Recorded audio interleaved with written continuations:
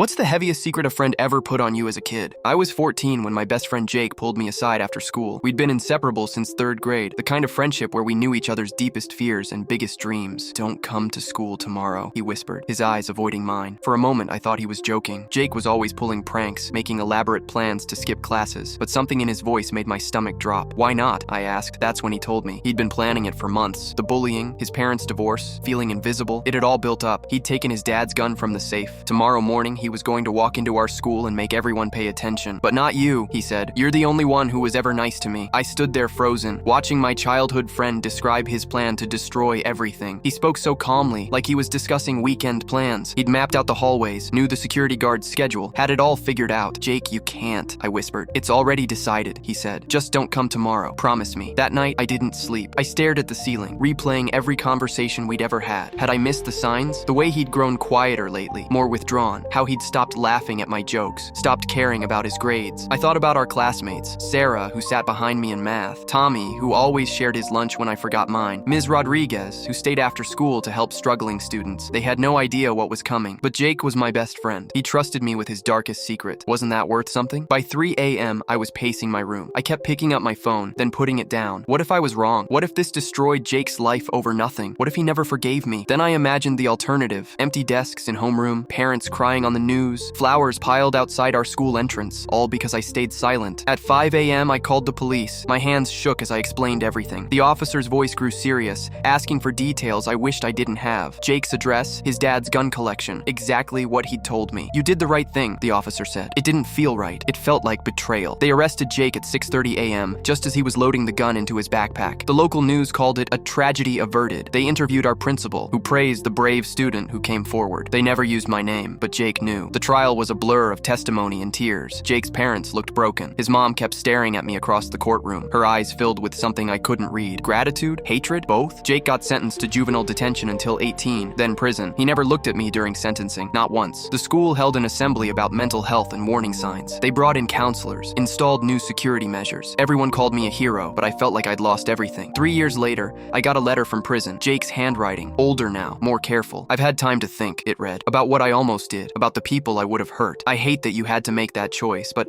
I'm glad you made it. I'm getting help now, real help. Maybe someday I can thank you properly." He was released when we turned 21. I saw him at a coffee shop downtown, working behind the counter. He looked up, our eyes met, and for a moment, we were just two kids again. "Coffee?" he asked quietly. I nodded. We talked for hours about everything except that day. He was in therapy, taking classes, trying to build something good from the wreckage. He never said thank you directly, but I felt it in every word. Walking home, I realized the weight I'd carried for 7 years had finally lifted.